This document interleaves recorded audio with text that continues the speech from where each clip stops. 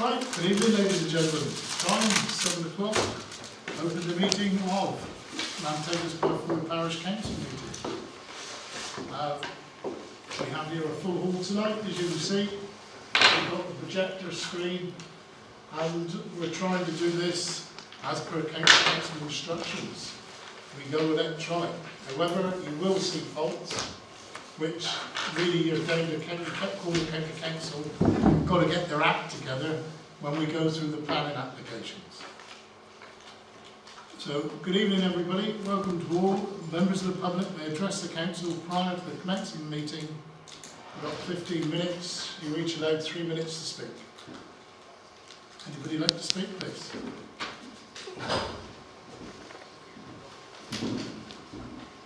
Yes, Mr. Head.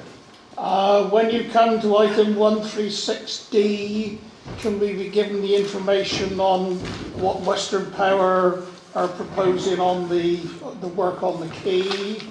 And when you come to 139B, about the poor on holidays concern about the yard, can we be told what the concerns are, please? Yes, Mark, have you got a letter to read it? Yes, we can read the letter from Poor on Holidays. I think so. Any more questions? Yes, Can I speak about an application that's on the agenda, please? you can, certainly. Thank you. I'm going to take a couple of minutes. It's the one to the rear of 10 Hawkins Lane, which is next to my mum and dad's house. I don't know if members are aware that there's 18 objections from members of the public from Battery Park and Hawkins Lane currently lodged with Cornwall Council against this application.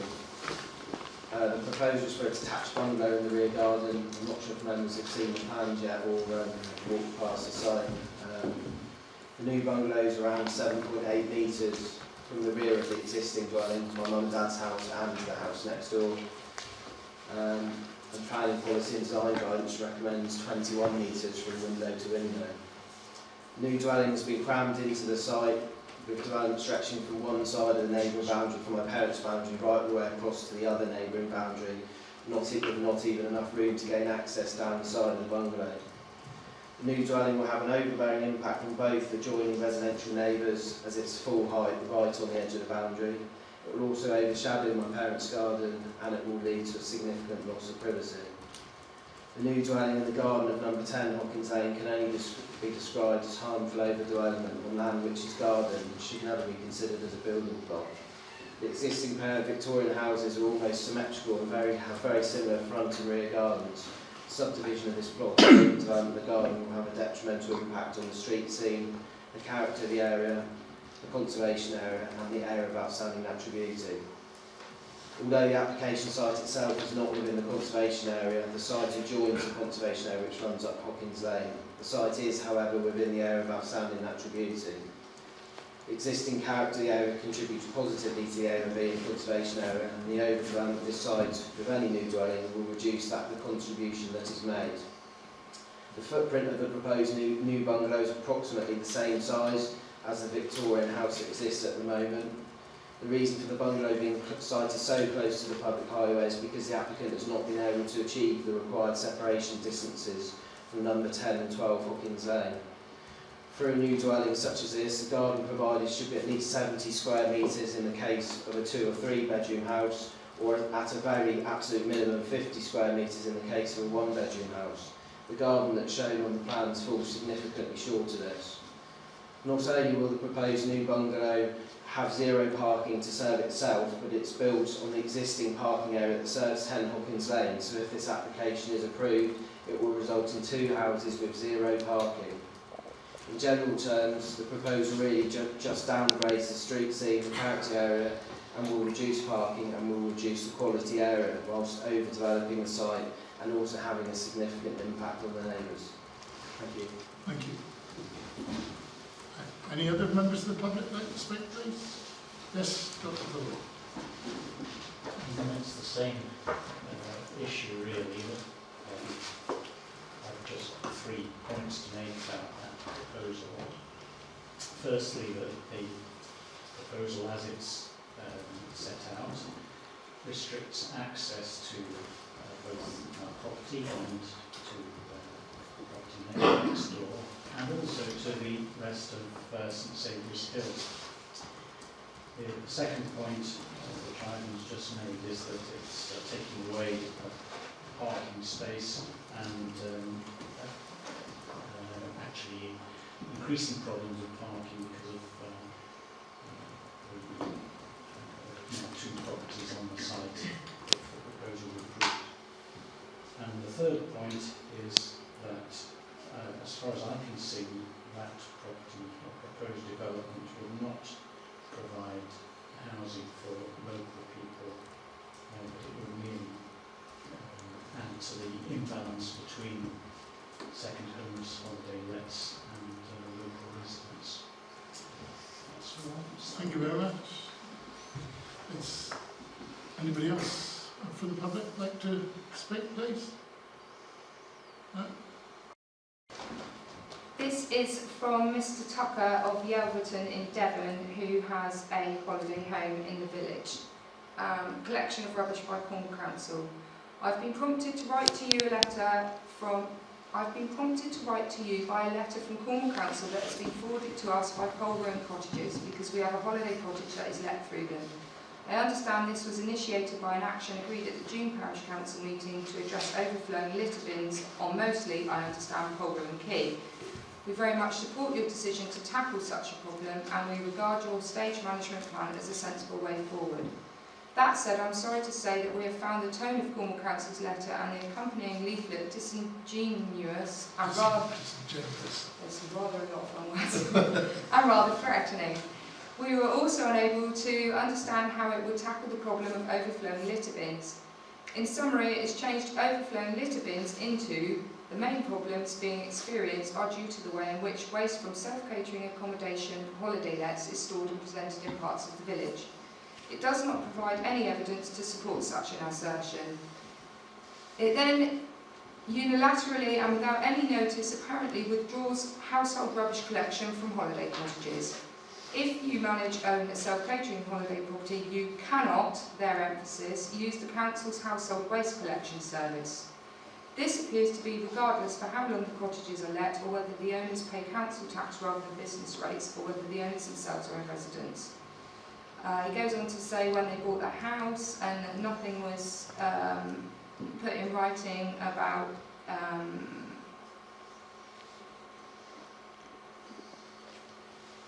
how they would deal with domestic waste or commercial waste from the property, and how he doesn't feel even this approach does not reflect a change in Cornwall Council's waste collection policy and is simply an attempt to enforce an established regulation. I cannot think of a more stupid time than the middle of July, slap bang in the middle of the busiest part of the holiday letting season for Cornwall Council to do so. Suddenly to withdraw from a contractual commitment to collect rubbish from council taxpayers and expect holiday cottage owners to make new arrangements for rubbish collection at no notice is unreasonable. The letter and its accompanying leaflet turns what could and should be a positive and collaborative programme of litter reduction into what feels like a finger-pointing exercise aimed at owners of the holiday cottages. Furthermore, it fails to explain how a proposed solution will improve the perceived litter problem. I would be grateful if you would consider asking Cornwall Council to withdraw the letter and the leaflet so that we can contribute to your stage management plan in a more collaborative manner and at a more sensible pace. We do hope that you're able to persuade Cornwall Council to start again. In the meantime, we're investigating financial advantages to us of moving to business rates. This letter will be discussed under waste management, as you'll see further down the line. The letter to me, I think he's being rather disingenuous himself, to say the least. And you will find that further down on the sheet there, we will lay out the exact terms, discussions we've had with photographs of Colburn and the waste collection and the problems faced by Corey Parish Council over a number of years. And if you read the Parish Council magazine, you'll see several members of the village actually complaining about the state of Tinkers Hill, West Street and places in Colburn in general. So that item will be raised later on. Please note this meeting has been advertised as a public meeting and can be filmed and recorded by broadcasters. Mr Charman is recording your voice now and he is filming the Parish Council meeting at present. The media or members of the public, please be aware that whilst every effort is taken to ensure that members of the public are not filmed, we cannot guarantee this, especially if you are speaking or taking an active role. Can I just say for the record, I'm not happy that Keith is filming me or recording anything I say, and I'll be keeping an eye on if anything appears on any website in terms of my speech or anything I've said at this meeting. I'm aware that the Parish Council can't stop this, so I just wanted to look, but I'm very unhappy about that. Thank you. Next item is Mr David Reid, Community Link Officer, will give a brief talk outlining his job role and explaining what services are available to members. Mr Reid. Good evening, Chairman. Thank you for inviting me. As you know, my name is David Reid, Community Link Officer for the Liskeard and the Community Network area. I replaced Stephen Foster back in April. As the job title suggests, Link Officer, Community, I am one of your point of contacts between yourselves and Cornwall Council. Cornwall Council being this huge, great organisation, it is often difficult for parish councils to actually find out the right person to talk to on different issues, some issues you've discussed already. You can use myself or Edwina, I work very closely with Edwina, to find out who to speak to and just to try and make life a little bit easier for yourselves when working with Cornwall Council. I can also offer advice, support around issues such as neighbourhood planning, community emergency planning, devolution. If you've got aspects of devolution you're interested in and want to talk about, I can support you with that initially. Anything to do with the Parish Council and Cornwall Council, I will be your point of contact. Thank you very much. Is there any questions you'd like to ask of us? Or? Questions you can ask of me, Chairman, I'll be quite happy. Open to the councillors.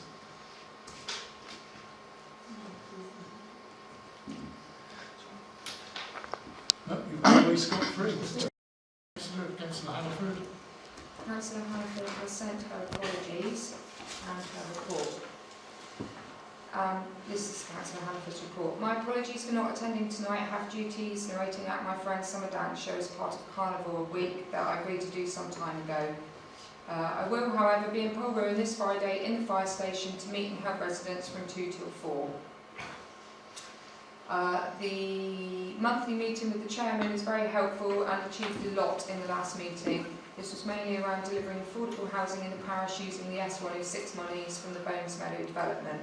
I have secured help from the affordable housing team to take this forward. Sky Lanterns ban. I was pleased to be a signatory to a motion tabled by Councillor Mustoe on the banning of so-called sky lanterns, as because I believe that Chinese and other paper lanterns, or sky lanterns, are a menace to wildlife from their wire bases, have been shown to cause fires miles away from where they are released. Many are not biodegradable and they would be confused for distress flares. The motion was not debated at full council but was referred to the Housing and Environment Policy Advisory Committee for discussion before coming back to full council. Case for Cornwall and Cornwall Deal. I have talked about the case for Cornwall and devolved powers for Cornwall for some time. We are the first county authority to be granted some devolved powers, the first of many I hope. Cornwall's devolution package is good but lacking powers on planning and housing. Although there is much to commend in the deal, I am profoundly disappointed that the government didn't respond to our demands for powers to control second home ownership by allowing us to charge an additional levy. This levy could be used to deliver truly affordable homes for local people and infrastructure to support that development. I cannot believe the government ignored our demands for powers to limit the number of second homes. Second homes not only contribute to rising house prices in coastal hotspots, pushing homes out of the reach of local families, but they impact on the viability and vitality of those communities. Although I accept that some second homeowners in Polruan do contribute to the vitality of the village, planning and housing are important issues and of great concern to the people of Cornwall.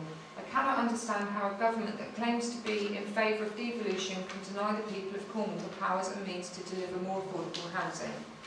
They have also rejected our ask to take over the control of Cornish heritage assets like Pendennis, Launceston and Tintagel castles from Heritage England, and the ability to list Cornish heritage assets on Cornish merits, not English merits. Despite being in the case for Cornwall, ask agreed at full council, this is no commitment to the Cornish language either.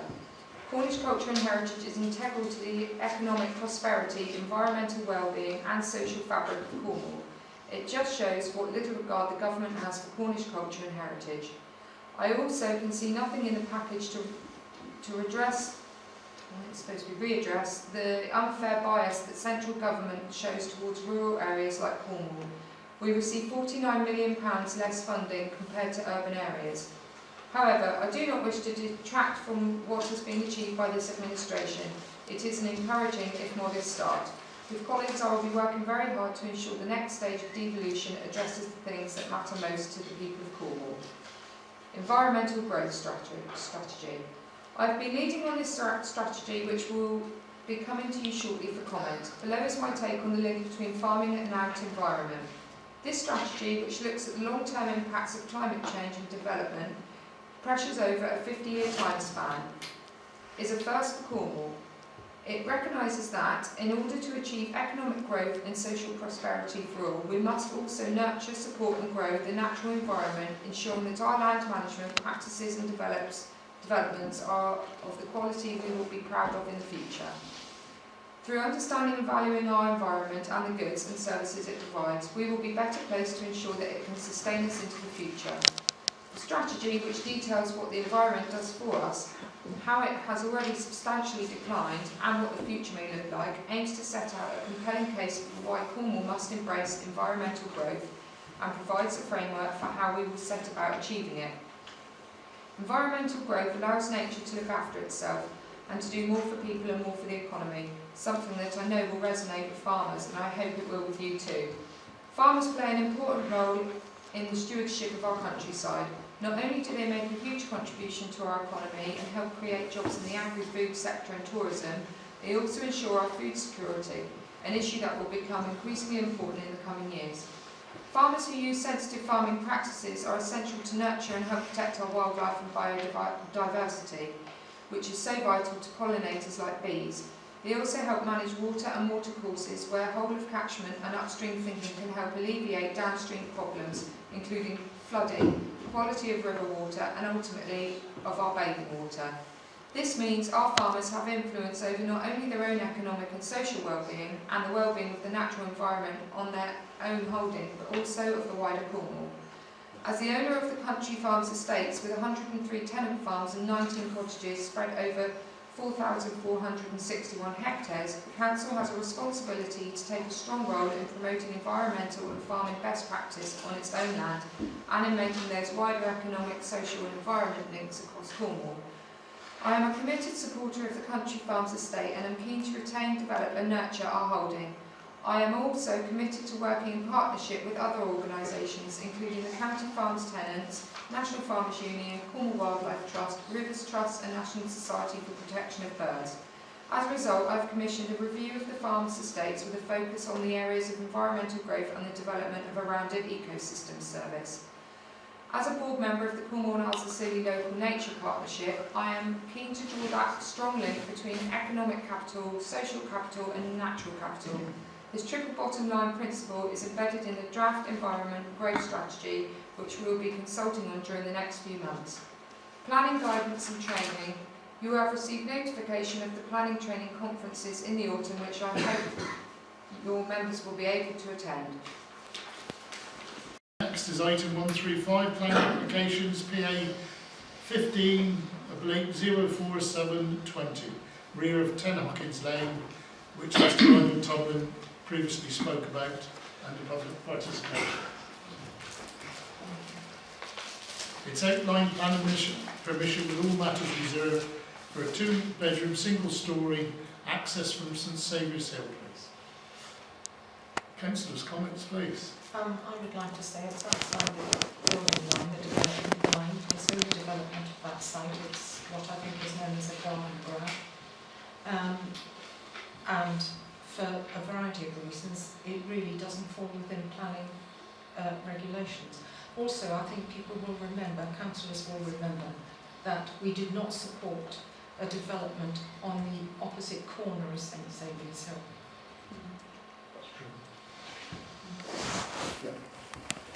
This was I just think it's an overdevelopment of the area itself and not within keeping. Does this set a precedence for the rest of the garden if we actually, the rest of the gardens, if we actually pass this one? So, I think we have to agree with what Councillor Moore and indeed what Ivan said. It is overdevelopment.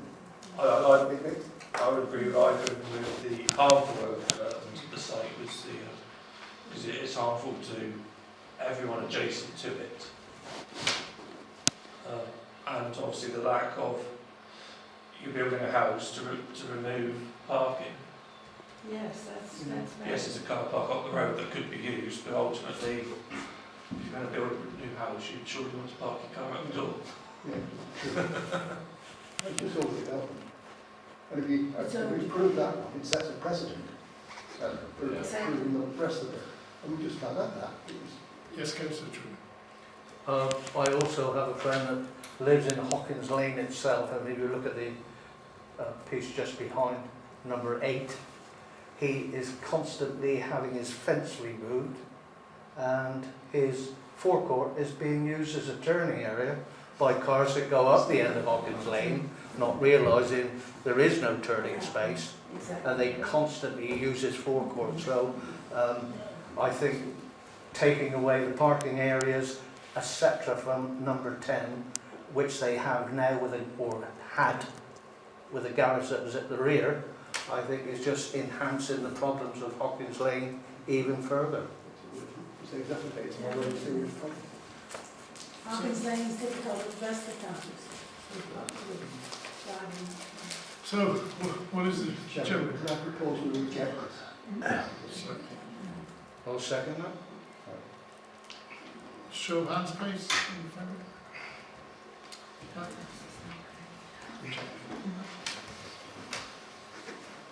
Next is item PA 15, Chivana to Chapel Lane. This is a proposed loft conversion and general refurbishment. It's a resubmission of withdrawn plans. These plans have been amended.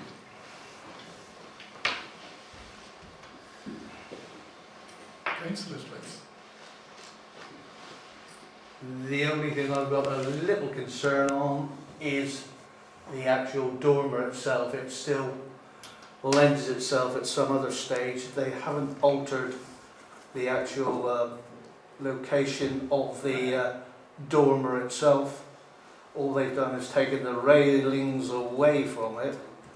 They've still set it back with a lead tray in front, so at any stage they still could reinstate the Juliet balcony, but apart from that. On the other side, always left on the line. Would it be possible, Mr. Chairman, to approve this plan with a rider that the Juliet balcony must not be built? Well, we can put advisory notes with them, Can yes. we do that? But that's fine. The only reservations I had about this last time was the decking was there, so I would support this application as it stands. If you put the rider in and say that the Juliet balcony must not be added, or no further development to that elevation of property should be allowed in the future. So can we have a proposal, There is still please? the photos that she You sent show the photos. out of the door window, or out of a window.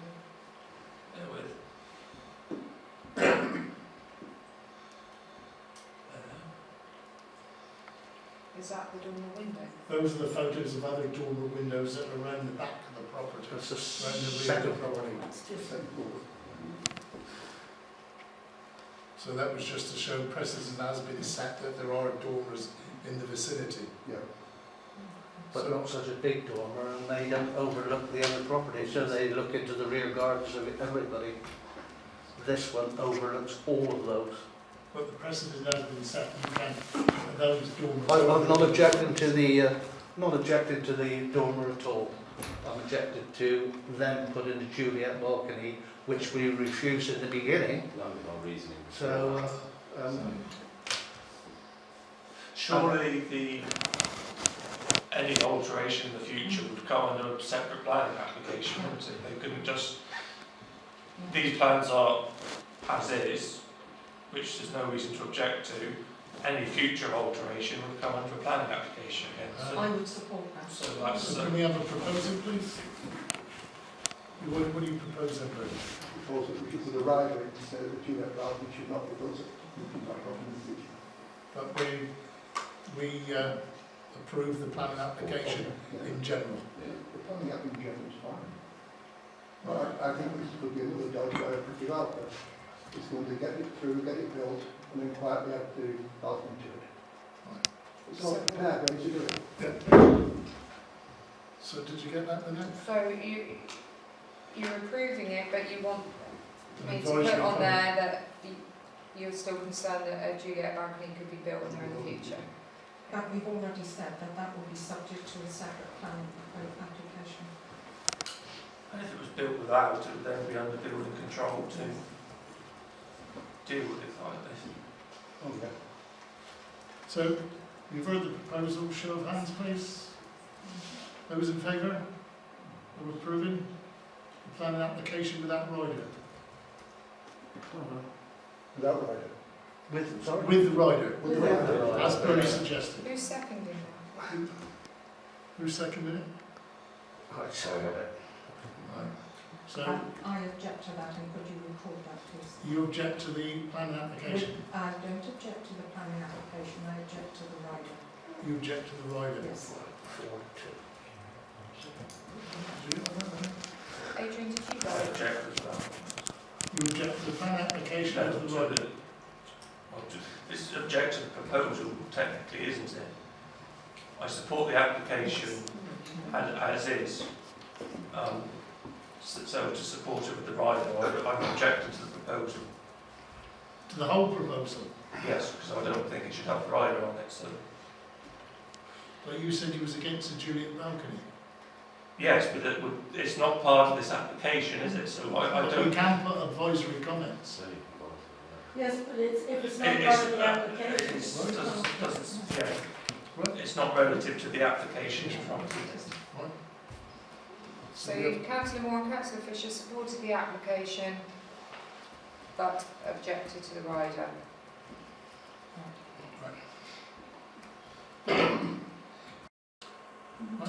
So we're next on environmental matters.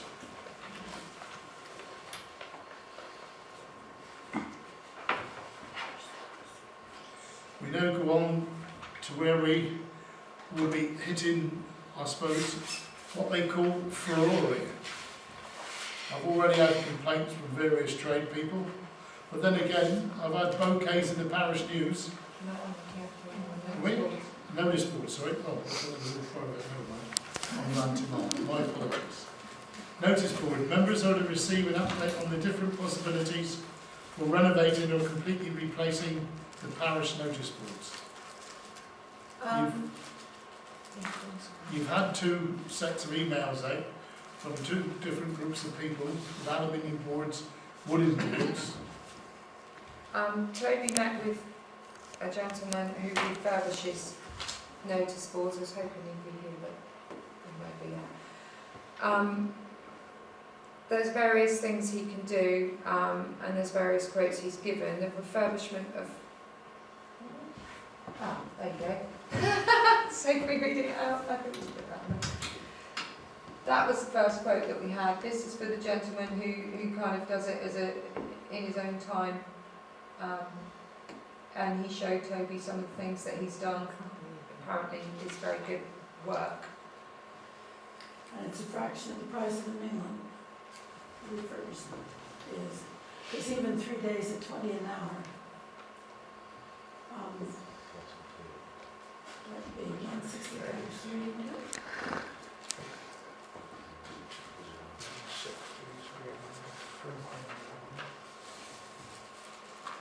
Any comments, please? That'd be 480 instead of 1,700.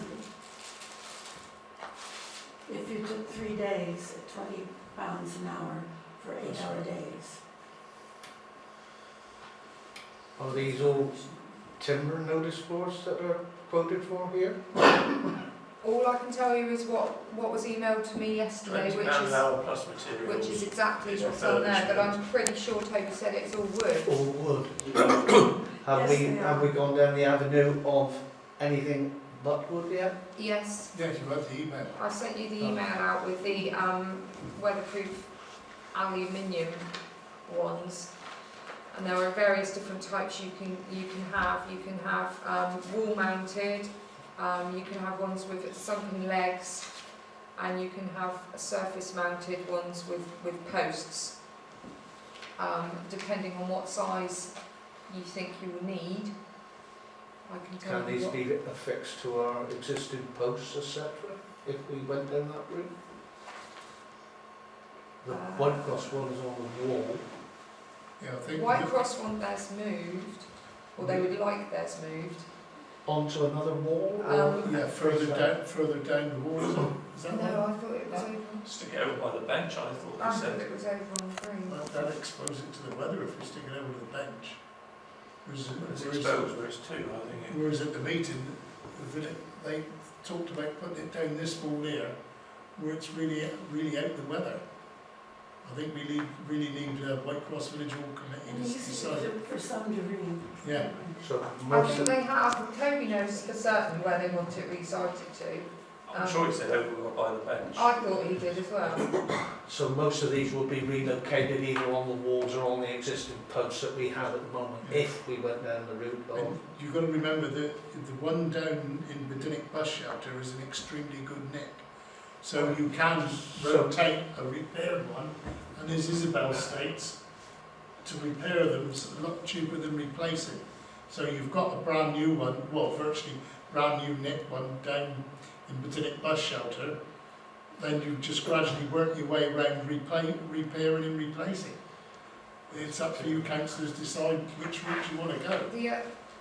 You've obviously all had the email about the aluminium ones. It depends on what size you want. I can give you prices here to compare. If you, sorry, No.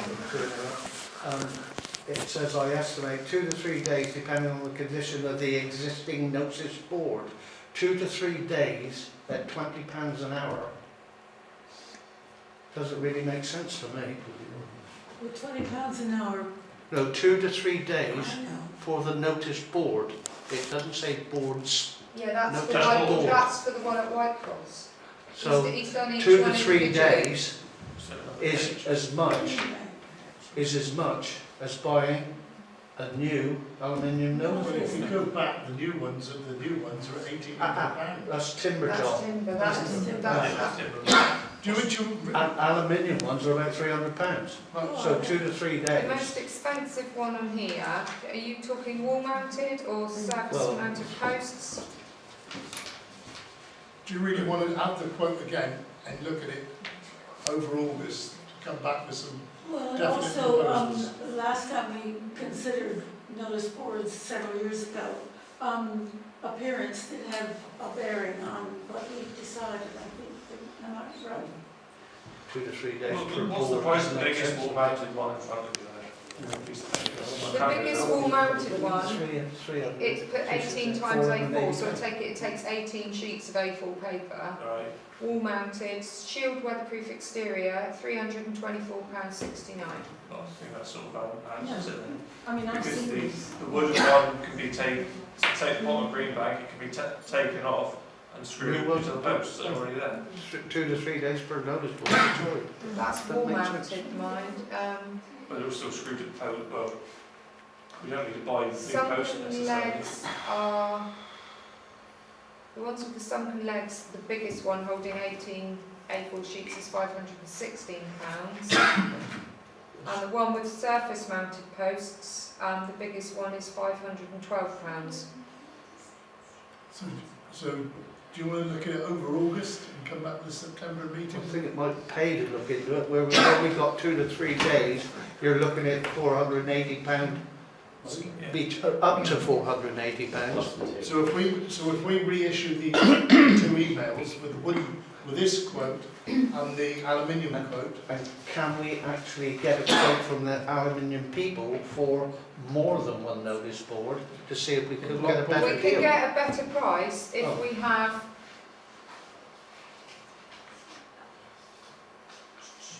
sure he said 12. No. I know, and I thought, well, that's no good to ask. Yes, the above prices are based on an order for one-off. For some reason, he thinks we're looking for 12. There would be bulk discount, but if you tell me exactly how many we're looking for, I can tell him how. And the sizes we'd have to find out I need to know exactly. the sizes. If and the I need to white know- Sizes up there are 4'6" to 3'6". And then we can find out exactly what size White Cross needs. Bigger than the one that's out there already. Fine, you know, but the, Would If you they like- could give would you us- like me taking on a bit to research it Thank and you, report John. back September? I'd just like to say in passing that I'm aware that these aluminium ones are appearing in more and more places. They are not obtrusive and they're quite easy on the eye. so could someone find out, or Pat if she would, exactly what size they would like here, and we could. Well, Certainly don't want to go smaller, no, you can't go smaller than that. same size or bigger. Well, what size would they like? Yeah. It's the biggest one they do, you said, is 18 sheets of A4. So that's 9 by 2. Yeah. Which I think that's ample. But there are all kinds of other things appearing in there. Yeah, because you put up a parish tax, which takes Yeah. space, and then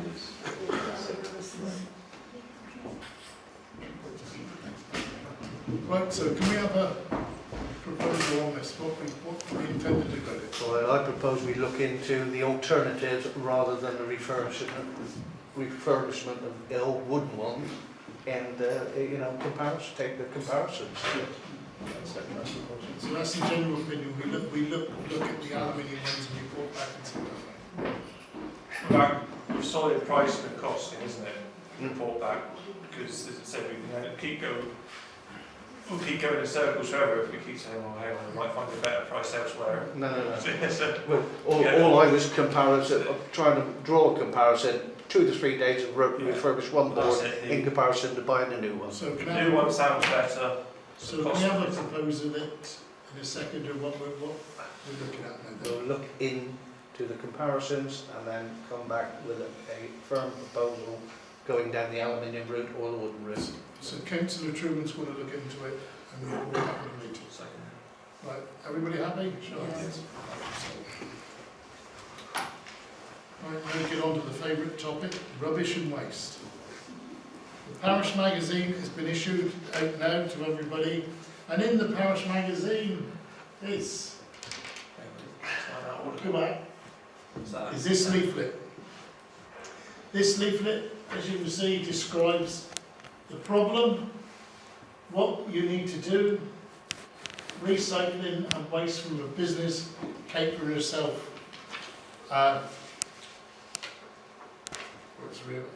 From a business or self-catering accommodation. And as you read that gentleman's letter, he's running a business from his property and he's objecting. Well, was he saying that hadn't heard about that before? Well, no, he accepts the law, doesn't he? That's He the accepts thing. the law, but he thinks county council have been disingenuous in the way they've gone about it. Myself and the clerk have had meetings with Edwina, Verity Polk, and Gina Varco.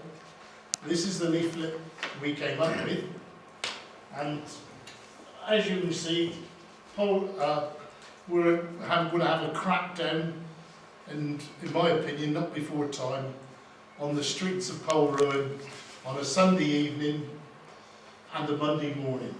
This is taken on a Sunday evening, about 5 o'clock, 5:30, as I'm nipping down the pub for a drink. Now, the waste sack, we go back, Adrian, in that sack, in the bins, nothing. There's the plastic bin liners outside in West Street, 5 o'clock on a Sunday evening. Now we go back home the Monday morning, and that's looking the state of it. Now West Street, as Mr. Charman sees regularly, looks like this all the time. Now you compound that with Tinkers Hill, and you compound that up by the village hall, which was a rather unsightly mess. These plastic bags, put out early, are a nuisance. And as I was walking through West Street last week on a Monday morning, a lady popped out from a holiday cottage complaining she couldn't put out her rubbish for the bins because of plastic bags and the seagulls was attacking them. But I looked by the side of her in her window, guess what? There was a holiday cottage sticker. And she had piles of rubbish coming out. Now, these are trade businesses. These are businesses. They get business rates, therefore they're trade. And unfortunately, this has been an ongoing problem for a very long time. Lou's managed to get on top of it. We're now starting to move. In the next 6-8 weeks in Polruan, unless we crack down and get on with it, will be horrendous. And if you look in the parish news, you'll see letters from several people explaining these photographs. And unfortunately, the holiday cottages are objecting, because they got nowhere to store their waste. I was only making the point that perhaps they weren't aware, because several years ago when this came up, we were arranging for extra collections and everything, but nothing was mentioned then in the parish council about holiday houses having to arrange for their own collection. So it would make sense for the holiday let to let through an agent Yeah. to organise with the agent a collection for us, and then on a Friday, Saturday changeover day, the rubbish with outgoing people will be took. That would be a problem. Oh, I agree. But, you know, it shouldn't fall to the parish council, Cornwall council, to keep having to pick up after people. No, I'm only making the point that in the past, perhaps there was ignorance of this rule. Well, that's right. You know, But now we all know. now we're moving forward. Yeah. The problem is now, when they clean the cottages on a Saturday, they like to be able to put the bin bags out so they don't have to pay somebody for the second time to come in on a Monday morning to put the dustbins out. So it's all down to money in the end. And I've also spoke to a gentleman on the quay the other day, and he came down from Moss Terrace with a big plastic bag and emptied it in the dog bin. And I said, excuse me, I said, you know, you're filling up with your household rubbish, you know. Didn't give a damn. No, that's the thing, they just see the litter bin, especially the two big ones on the quay. It's a bin, so rubbish must go in it rather than it's a litter bin. But Adrian got the correct idea when he said there's no reason why the holiday cottage letting people can't form a collective, like a little cooperative, and negotiate an agreement with Corey, private. As Adrian tells you, there's 3 companies which do them. So you can do, And as for seagulls emptying them, there are plenty of seagull-proof stuff around them. We know that. And I think the key, doesn't the Winkle Picker sell them? Winkle Picker sells them. They should have a stock at least 5 in. Yeah. And they've got an agreement with Cormac that all they need to do is ring up if they run out of single sacks, and they will be supplied right away. Yeah. Sorry, but it's all down to money, John. Well, it is. All down to money. well, It's just that it's convenient on the day that they clean to put the dustbins out. And I've even seen locals do it on a Friday and a Saturday. So it's not just the holiday cottages. There are a lot of people. If you walk down 4th Street some days, it's surprising how many you see that are out there on a Saturday night. So what we're saying now is if these people persist in putting these bags out, ripping in, that area will be targeted with letters telling them how to do it and what to do. If they still carry on and ignore it, the enforcement team will be in and we'll be going through the rubbish, taking out any receipts to find out who the people are actually responsible for depositing the rubbish. So really, this is the thin end of the wedge coming in. And it's up to the people of Polruan to ensure, and the same down in Badinick, anywhere there's holiday cottages. Lou went through this programme of events last year. Now it's moving on to us. we'll see how it progresses. So that is the explanation, and it's all in the parish news. Any other comments? No? Right, item C, a memorial bench. Members are to consider a memorial bench in memory of Mr. Raymond Colliver and where it can be sited. What it is friends of Mr. Colliver have offered to donate money to provide a bench in his memory. We're to consider where do we think we would like it put. Is this a bench or a plaque? Because before we've had people saying, oh, we'd like to put a memorial bench, but they ended up putting a plaque on one of our benches. The letter was a The bench. letter wasn't it? said a bench. A bench. You know, in the case of my husband, I was told that the National Trust wanted to put up a kind of bench they had, and I said, well, then could the plaque be put on it, because it was replacing one that Yeah, had fine. been That's, Where did he used to sit any well, he used to place? walk all over He the used to place. walk all over. He used to walk the cliffs out as far as Pencarrow, and then he'd come back through the hills Yeah. and back So down any by position Studio would be College. appropriate. So a replacement seat up in the hills, I think. Well, Mr. The- Truman the- said one at Wells. the one at Wells is getting into a bit of a state. Now, Wells is a very prominent place. Raymond was always around the village and the rest of it. I thought, maybe, well, replace that one. It's another one off of our back. Yes, yes. You know, why replace something that's been removed at the moment, Exactly. whereas we could refurbish them and leave the ones down at the moment, and then replacing that, you know. Could we ask whether that's acceptable to the friends who want to do this? We can do, yeah. So can we have a proposal, please, which seat we would like, where we'd like to put it? Well, I propose that we put it on well, refurbish the one that's getting into disrepair there. Well, what? Because I've Well got side, to it's explain well, it to it's these called people. well. It's- Wellside. Wellside's the name of the house. Junction of 4th Street and St Saviour's Hill. Outside Wellside House, House, yeah. which is on the junction of the way. 4th Street and St Saviour's Hill. And do we choose, how does it work? Do they choose the bench, or do we say these are the benches that we are putting in the Fall in line with parish? what we intend to put up. Well, the benches we intended to put up were those Glaston Phoenix, Phoenix ones, wouldn't they? yeah. So we showed them the bench, And how much it email them the costs? bench, how much it costs, and they give us a plaque to put on it. Is everybody happy with that? Second that. Both second it, show of hands. See what they think.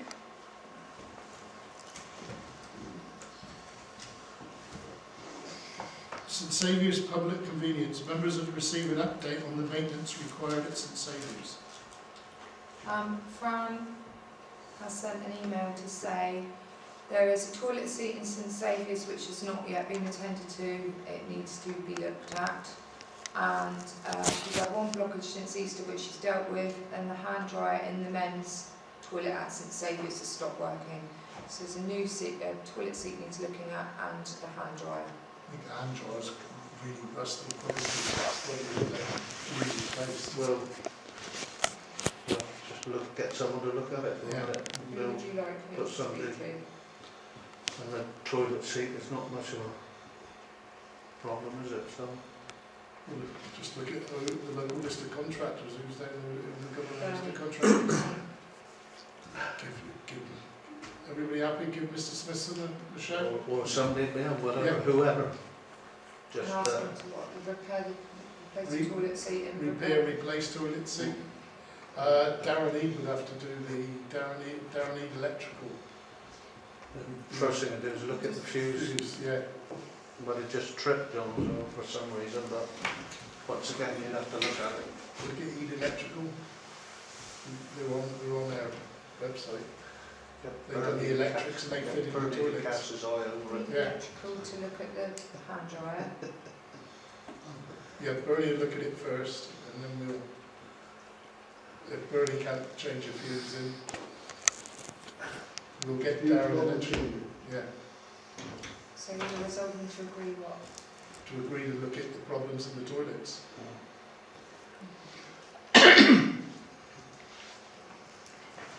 Everybody happy? Yeah. Can I have a proposal in second, please? Proposal seconded. Good. Who proposed that, please? Hey. And Councillor seconded? Truman. Thank you. Check anyway. Show of hands. Right, next item E, key public convenience. An email has been received from Cormac informing that essential work needs to be carried out by Western Power on the quay from the end of September right through to October. This work could have an impact on access to toilets. And then I did delve deeper. It will mean that Western Power will have to resite a transformer at the bottom of the hill. There will be loss of power whilst the work goes on, and during the second week in October there will be no access to the quay at all. Ooh. Controversial. Because this really should have gone in the parish news, shouldn't it? That key access is, This was only the key is last full week. usually. Right through October. Right through October, that's half term and Does the everything. transformer go? I might get confused. Is the transformer being replaced at the entrance to Tom's Yard? Is there another transformer down there, is there? Yeah, in the back of the welding shed. Yeah, that's Next, one. next door to Bertie's, or the the one that Tom's is owned, the property there, it's in under there. Yeah, but the where's the back. other one? Where's the one that would affect the key? I suppose it, in this then, reading between the lines then, that vehicle access to the quay will be Can we have, yes, Mr. Ed? Do you want some information? Yes, please, we'd love it. We got absolutely zero on it. That was all I could get. The Western Power are removing the transformer from Tom's yard and putting a new transformer in Tom's yard. They bought the section of wall between the road to the yard and Bertie's, as it were, from the town trust, and they're putting a new transformer in there. What they have to do, the reason I assume that they're closing the road, is they have to connect the new cabling they put in East Street, West Street, down Key Hill and under the road into the yard into the new transformer. But how does this affect the public key conveniences? Well, that's why I asked the question, why I asked for information.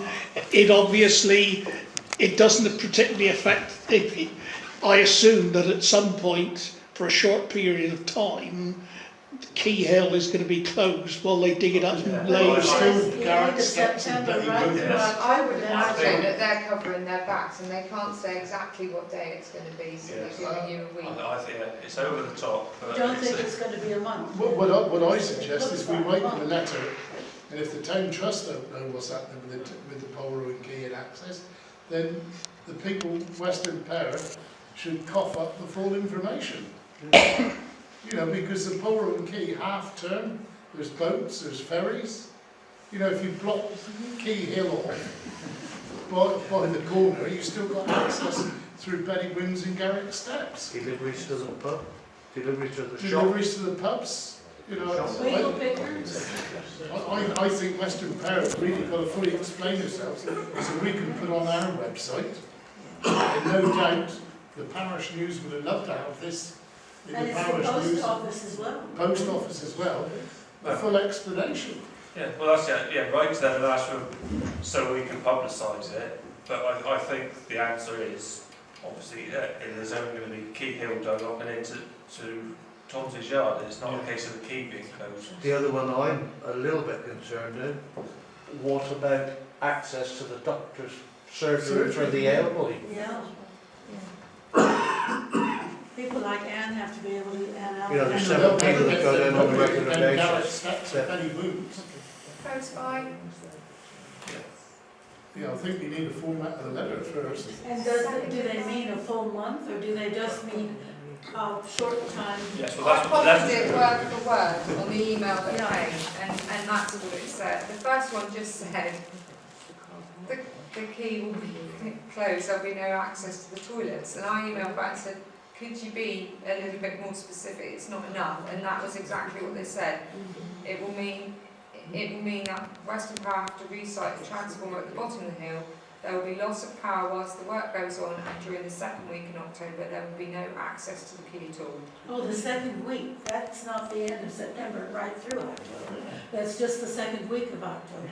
You know, I think we don't request, we require. Answers to the questions raised tonight.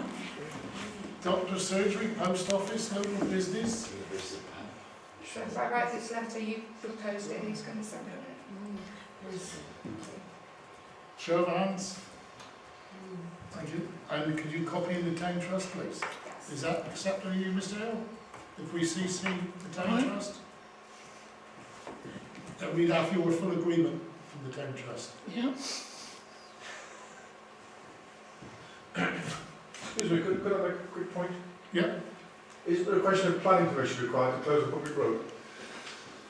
If Cormac or whatever don't have the planning permission, they can't close the road. They've got to buy We know the road closure notice. road closure notice and they have to purchase, I believe. But I don't think they require planning permission to close the road. Western Power statutory. Rights need planning permission, don't they? That's statutory. Road Mr. Hill, says it Western Power, is it? Have statutory powers, is it? They're statutory undertaking, they can do that sort of thing. But then again, we will query what they're up to and what they're doing. Because September, October, people are up and down the hill. Have they informed Fowey River practice? The surgery be closed for a month. Well, one version was that it would be just a short period of time during that month. That's what we want to know. I think the whole lot's totally unacceptable, that little brief note we got. Yourself? And plus the fact we haven't got a meeting in August. Next is admin matters. Polrow Village Hall Committee, members are to appoint a representative onto the Village Hall Committee. Have we a volunteer, please? Yeah, you. Yeah. I will do it jointly with you, John, in the same manner that Victor and AK do the harbour user group, whatever that other. But I don't want to be the sole representative to that committee, thank you. Anybody else? It looks like Adrian and myself. We'll do it jointly, one of us will ensure to attend the regular meetings. Right. Next, social media. Members are to receive an update from Councillor Fisher about the council's use of Facebook and Twitter over the last 3 months. Well, they're certainly being looked at. Is all I say. People are liking, comment. When I put little bits of information on from agendas and minutes, it is all being looked at. For instance, the election of John as chairman attracted just short of 1,000 views. So,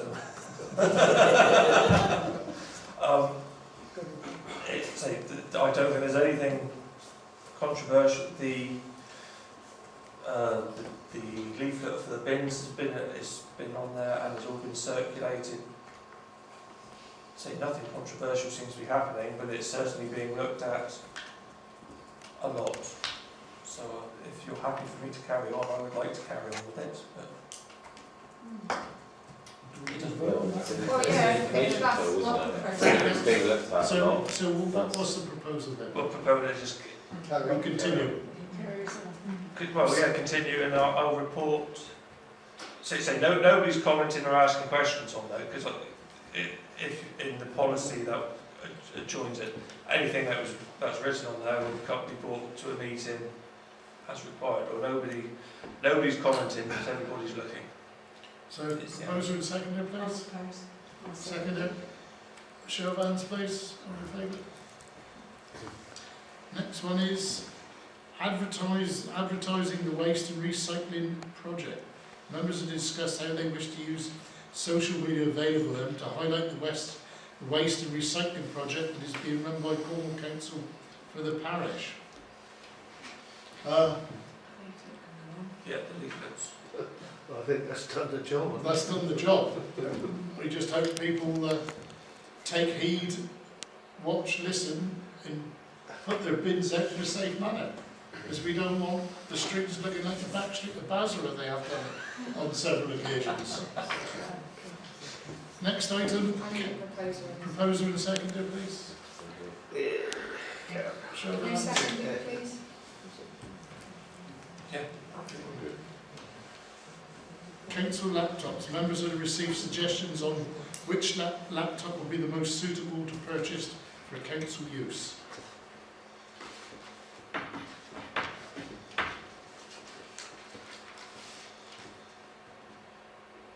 What was wrong with you? Oh, sorry. Okay, after going to Apple and speaking to Apple online, there are various different, well, there's 3 different laptops that you can choose from. You've all had the emails, so you know what does what. The first one is a 13-inch MacBook Pro with Retina display. It's got 256 gigabytes base flash storage. That's £1,132.50. There is also a bigger version, which is the 15-inch, exactly the same, but it's got 1 terabyte of storage. That's including VAT, £2,239. There is a MacBook Air 13-inch with 128 gigabytes. That's £707.50 plus VAT. So your 3 is either the 13-inch at just over 1,000, your 15-inch at just over, or without VAT, that's 1,800, or your MacBook Air at 700. But whichever one you go for, you will also need to purchase the Microsoft Office pack to continue running the account system on the Excel, and also having Word to use as well. And there's either the Home Student one for £91.62 or the Home and Business one for £174.96. Can I ask you, Lynette, does, as far as emails go, does the home student one have it? Has he got Outlook on it? I think so, but we use Gmail, Okay. so it wouldn't make any difference because it goes through Google anyway. If I could speak without being accused of leading the council, what's happened is the cheaper MacBooks and computers have got an older type hard drive, which if you start to load them up heavily, they slow down. The latest MacBooks, Air Pro MacBooks, have got what they call a flash storage, which is a solid state storage component, which future-proofs it and you can't overload it. And so you need far less memory. And that one was, The one that the rep seems to favour, the salesman from Apple, the 15-inch ones, he says, is more of a gamer's machine. He says that's far too powerful and big no, for the us. one you said, which didn't, which had plenty storage. It's you see, the cheaper MacBooks down the 700, 800 range, have got the old hard drive, Oh, I see. which you can overload. It's a spinning hard drive. Yeah. Both the 13-inch ones, the 128 gigabyte storage and the 256, have got what they call a flash storage, which is a solid state device which you can't overload and you can't slow down the machine. And it's like we explained on the emails, Bernie, is that you're future-proofing. And so And what were the prices of those two? It didn't slow down. The 128 one, which is the 128 one? Which one? The 128 one, there's a cheaper one, I'll show you. The 128, what, not the MacBook Air, you're on the back. The MacBook Pro. The MacBook Pro with the that MacBook Pro is $999 plus that, and the one with the 256 gigabyte flash storage, which is the recommended one, is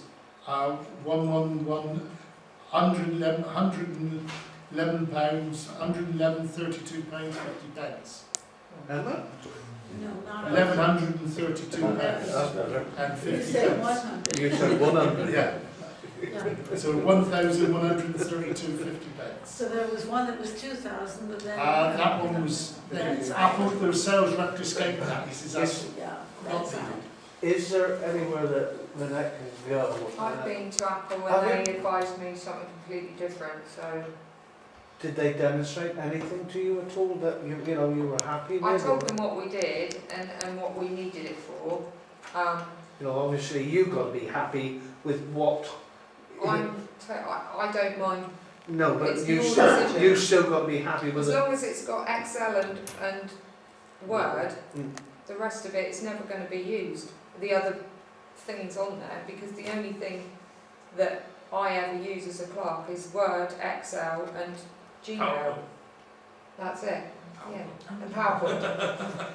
You see, the piece with Apple is you don't need to put any, You aren't going to use it, John. no, Excuse no, me, no, but I'm all I was trying to get through, that Yeah. if Lynette was happy with something that suited her, rather than not what suits us. what is needed for the future is like Bernie's company's looking at, and what Cornwall County have gone down the road is, everything's coming email, all your graphics, all these documents will be coming out email, and with flash storage, you've got the future proofing. I think that, You're entering a different world, once everything Well, comes yeah. email, like all the plans Okay, and the photographs. I agree, flash storage is an advantage, I mean, maybe, but then there were several choices within that. That's right, yeah. And also you don't need, what's the virus protectors? With Apple, you don't pay for virus protection. Because I have an ancient computer, probably because I'm doing history on it, but it is slowing down because it's full, or nearly full. So I know the disadvantages of it slowing down, the frustration of that, and we should avoid that, yes. You know, what we're looking at now, we're looking at developing for the future. Yes, yes, I And agree. unfortunately, the IT world moves fast. So the flash thing is the thing to go for. Well, I can't afford to need you. But there are several What's this choices. first one you took on that? I would, surely you want the biggest screen The 13-inch one. going, because you want, when you've got your email, your Word and Excel all open together on a small screen, you must struggle. I have two 23-inch screens in front of me at work. And I This is a still not 13. enough. This is 13. This is 13. Okay. No, I think this might be 11 actually. Yeah, That's 11. well, I say that must be a struggle when you've got multiple programs open. but you know, as a sort of level medium one, I think that one just over £1,000 is the one to go for. No, also that's happy with that. I don't mind. You happy with that? I'll use whatever, so long as it's got Well, the Word middle in ones you it. said about is discounted by the salesman because it's more of a game. It's a gamer's machine, that's the 15-inch. Whatever that means. It's 2,000. That's for all the ones who play video games and that over the The internet. last one you said was, Yeah, yeah. was still had a hard Still drive. got hard drives. Still got a hard drive. We've also now got the portable hard drive, which we purchased Yeah, this but month, that's the just backup the- thing. Yeah. Yeah. In the way the computer world's going apparently now is you don't have the 1 terabyte storage systems like Adrian and I got on our desktops. Because of this flash storage, you don't have that RAM. I don't know, it's all good. Well, that's right. And with the way they redesigned it is you don't need the big storage. And the other bit is for the clerk who's mobile, you have a portable drive system attached. So your backup, your month's documents go onto a portable drive, and that's already there. That's your backup system for your previous month's work. Yeah. And what you do is you build a library of little portable drives. Yeah. So you don't store it on your computer anymore. Your machine's not there to be loaded up. Go for it. So what we need to vote on is which one we go for. First of all, we need a proposer. Well, we haven't got Well, much we of might it. propose that we buy the first one which we want to make, which is That's the one. the second one, the 13-inch MacBook Pro. requesting a display. And the Microsoft Office pack. Yeah. Business would go for the easy option. It's Totaling how much altogether? Sorry? How much does it total altogether? Both there is £1,568 And then don't forget the VAT will be paid back at the end of the financial Yeah. year. So that knocks it down roughly, I think, like 250, 300. Who's proposing that, please? Oh, And who's seconding that, please? yeah. Show of hands, please. Power and Holidays. A letter has been received outlining the ongoing concerns the owners of Power and Holidays have over the use of the yard, which is adjacent to the holiday park. This has been circulated to all members and a reply has been sent. Can we please?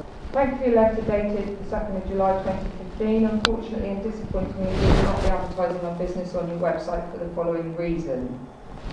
Our camping fields are almost now full. However, the touring field remains unoccupied apart from one camper van with certain static holiday homes remaining empty. The touring field and static holiday homes have been much this way since we opened in April. We can only criticise Cornwall Council and certain members of the Parish Council for this predicament. There appears to be some controversy from a minority of local parish councillors and Cornwall Council regarding an area of land for which we should call the yard, adjacent to our holiday park. We would therefore like to make this issue very clear to those people who do not understand the full magnitude of disruption this has already caused towards our business and the effect this would eventually have on both local and surrounding communities if allowed to continue. From summer 2011 to 2014, we have lived with neighbours from hell. Colwell and Holidays have been terrorised by noise and dust from the yard adjacent to our park. The yard in question, for which we believe most residences within the community are aware, belongs to the National Trust, let to the local farmer Mr Mark Russell, who then lets the land to local builders, namely Derek J. Welch Limited, who then make use of it as a builder's dumping ground. Over the past 3 to 4 years, we've had constant noise of machinery back and forth, loading and tipping. Some days, 3 dumper trucks working continuously and as much as 6 HGV lorries a day when Cornwall Council, Cormac, also made good use of the yard to do resurfacing work and pole rearing during May 2013, including May Bank Holiday weekend. The noise was intolerable. Many of our visitors left early, some good regular customers. Hold on, I've got to load the next one.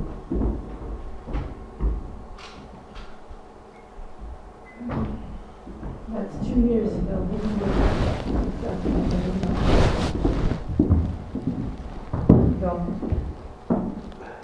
Cormac have apologised and claim a more suitable area will be used for any future activity. However, we have yet to receive any kind of apology from the National Trust, the local farmer or the builder. We would also like to mention at one instance we have mounds of earth and rubble higher than our static holiday homes. May we point out that the yard has no lawful permission to be used for this purpose, and the builders who made use of it in the beginning had no licence to tip waste. Over the past 3 years, we have many visitors cut their holidays short and leave. We've given no end of refunds and refused to return. Many of these visitors have been staying here for years. Some go back beyond 30 years. In that time, these visitors have spent a colossal amount of revenue within the community. However, it appears that a small minority of people from the Parish Council and including Cornwall Council do not welcome these visitors. We contacted Dr Patmore, head parish councillor at the time regarding this issue. She pathetically replied the yard was once used as a coal yard. Parish councillor Mr A Fisher, who has no right to intervene, strongly supports the yard being used. He demonstrated this by shouting strong foul verbal abuse across our holiday park from the allotments, not only in the company of his own child, but also heard by many of our campers who were flabbergasted when we explained he's a local parish councillor. We presented Cornwall Council with over 30 years from visitors stating that their holidays have been ruined, and in all the years of staying at Colburn Holidays they had never experienced any previous issues from the yard next door. However, Cornwall Council claim they cannot accept these letters as evidence because these visitors do not live within the community. Cornwall Council also claim that it is considered that the use of the yard adjacent to the holiday park is immune from any enforcement action due to the passage of time. The reason for this is the previous owner of Colburn Holidays Park, Mr Hill complained during July 1992 about the storage of wood towering over the holiday homes, and going from bad to worse, the complaint has no mention of rocks, aggregate, this is aggregate, mounds of earth and rubble, lorries back and forth, dumper trucks continuously back and forth. It has no mention of dangerous debris being thrown over the hedge onto the park from antisocial youngsters, nor is there any mention about noise or the foul language that's often heard across the park from the builders. On numerous occasions, under the Freedom of Information, we have asked Cornwall Council to supply evidence that the yard has been used by builders continuously since 1992, or even proof for the past 10 years. They have failed to give such evidence. This disruption has put a massive cost on the loss of our business. Despite the extremely good weather during 2014, our turnover was a staggering further 20% down on the previous year. This was due to many regular customers not wanting to return, immensely affecting the touring and holiday home side of the business. If all this was allowed to continue, this will eventually not only destroy Polruan Holiday Park, but also the local bus services, one or possibly both local pubs, the ferry services, and will also develop a huge impact on the remaining shops, who no doubt already struggle to survive.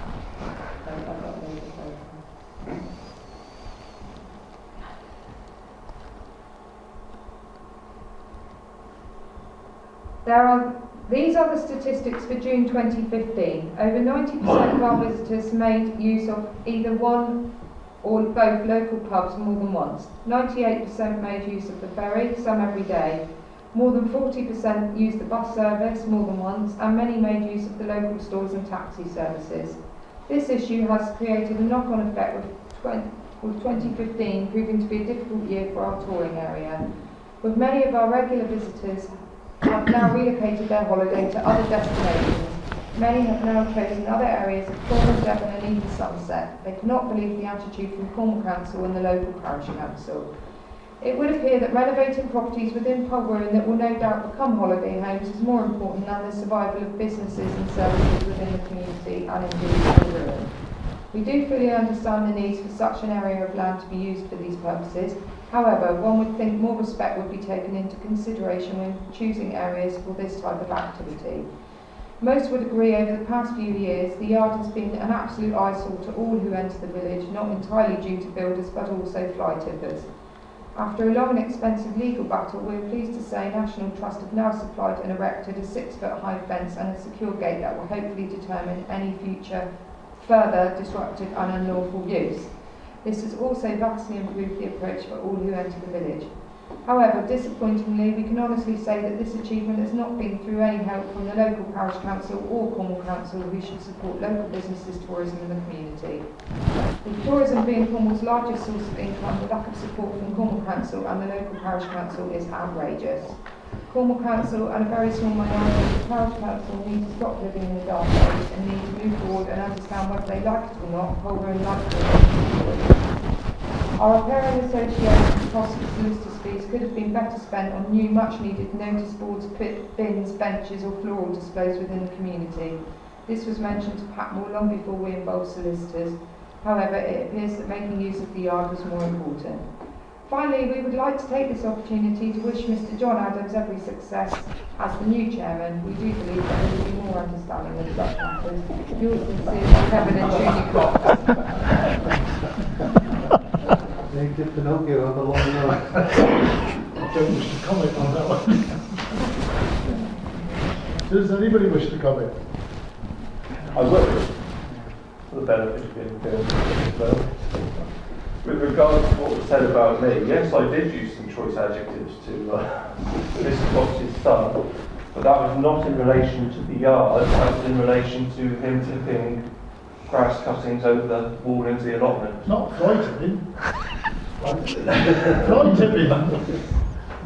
Needless to say, he has since stopped doing that, but the material that has been chucked over the wall from his workshop still remains. So. What was I writing here? Just say I made a statement. Just say you made a statement. All I can I think we all take it with... take it with a pinch of salt. What does he want us to do with it all We've replied. By simply asking, did he want to advertise where that came from? You only want me Councillor Fisher make a statement. I made a statement, that's all. All I can say is if he take more attention to running his business properly, I do like the fact he has a camera looking up the road. he would get I more think you people can, in. We've had people staying up there, so we know exactly. I think you can take the word from that man, from the gentleman in Devon wrote a letter. White's version is he's being rather disingenuous in his letters. Thank you very much, ladies and gentlemen, for your attendance, and good night to all.